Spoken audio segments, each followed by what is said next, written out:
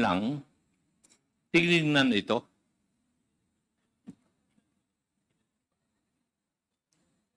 Kasama rin sa tiningnan namin, Your Honor. What are you trying to tell me na meron talaga kayong na-establish na probable cause that maybe they were negligent in the performance of their duties? Shall we say they have committed mal and misfeasances? Nung nag-submit ang pre-charge investigator, Your Honor, Pakisagot niyo po muna ako. When do you conduct a pre-charge investigation? What is the basis? the basis as a general rule, Your Honor, if there is a private complainant, Wala nga private complainant eh. Sige. in this particular instance, Your Honor, we conducted motu proprio. Now, when do you conduct motu proprio investigations? If there is an allegation, Your Honor, for a alleged irregularity And or where would that allegation come from? in this particular instance, Your Honor, it came from the former president, Your Honor. Just because na-announce yung pangalan nila na nandun po sa listahan. Yes, Your Honor, and based on the memo issued by the Napolcom Central Office, Your Honor. And therefore, you are suggesting to this committee that the complainant was the former president of the Republic of the Philippines. Kasi sabi mo, nanggaling doon sa statement niya.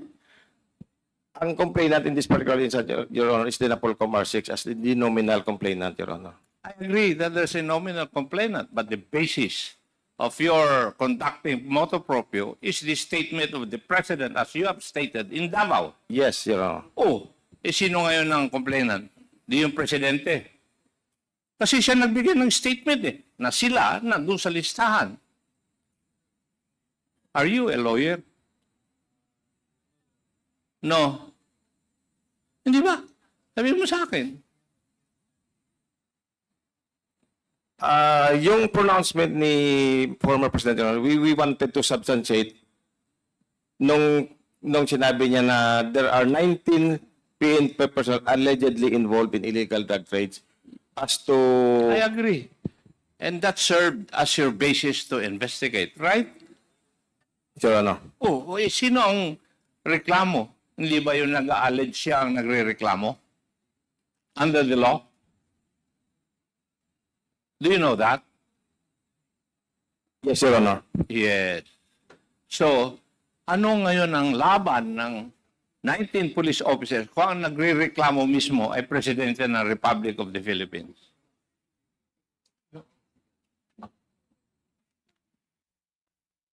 Anong pag-asa nila? Matanong ko nga, Napolcom. Wala, di ba? Sir Arastiki, please answer the query of Chairman Ako.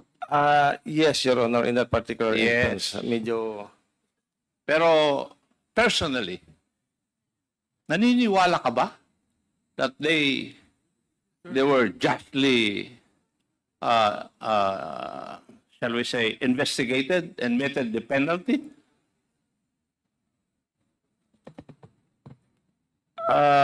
Sa akin, Your Honor, I have just Ang tanong conducted ko, pre-charge personally. investigator.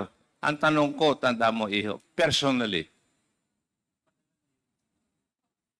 Medyo mahirap, Your Honor, sagutin because pre-charge investigator lang kami, nag-conduct ng ang tinatanong ko determined ay, probable cause. ano po yung personal na paniniwala po ninyo? Based Wala on- po ba kayong personal na paniniwala? Yung sa personal na paniniwala ko, Your Honor, na-establish yung probable cause. Kung may kasalanan siya administratively, siguro, Your Honor, ang iba sa kanila wala siguro, Your Honor.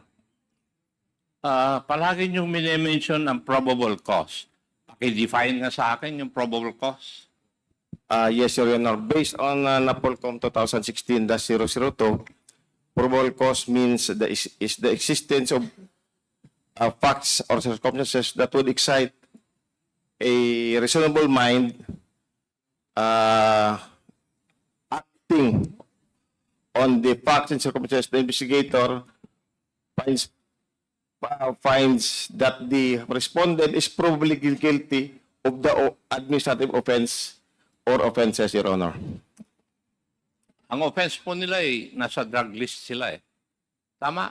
Dahil sinabi ng Presidente, I agree, Your Honor. ano po yung mga katotohanan or fact at saka information na nagsasabi na totoo yun? I could not really, Your Honor. Kasi yung sa akin, as pre-charge investigator, yun, Iho, probable cause lang, Your Honor. para hindi na tayo magtagal, napapagod na yung aking mga kasamahan eh. Siguro aminin mo na lang na talagang sinunod nyo lang na i-dismiss sila dahil ang complainant ay yung President ng Republic of the Philippines. Nobody will not follow. Maski ako siguro ang nandun sa pwesto mo, gagawin ko yon. Aminin mo na kasi. Your Honor, if I may. Kasi nasa proseso, Your Honor, may summary dismissal proceedings pa, Your Honor. Yung sa aming pre-charge investigator. I'm telling you already na it's a sham yung ginawa nyo sa kanila. Would you agree, Vice Chair?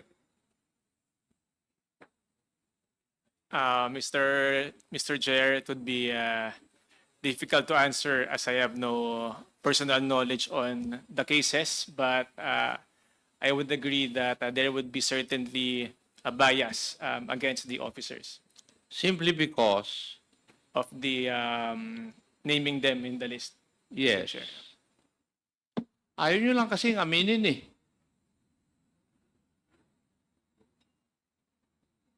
Kasi, hindi ko alam kung takot ka pa rin kayo.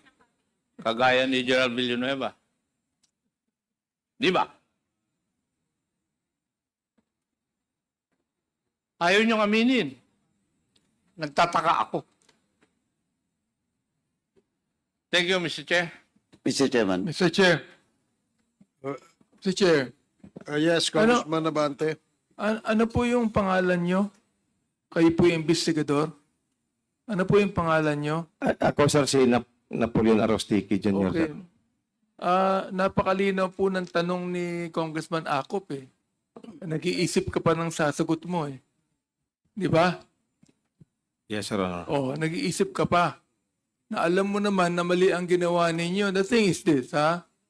Ilan ng 19 to? 19 policemen na mayroong sariling pamilya.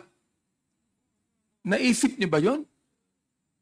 Samantala yung nag-utos sa inyong dating Pangulo, makapangyarihan, isa lang ang pamilya. Pero ito, 19 police officers, may mga pamilya, may mga anak, mawawala ang kanilang mga benepisyo. Naisip mo ba yon?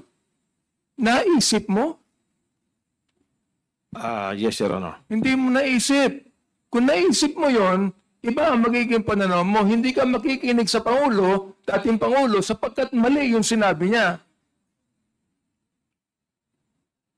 Ngayon, sabi ni Congressman ako, hanggang ngayon ba takot ka?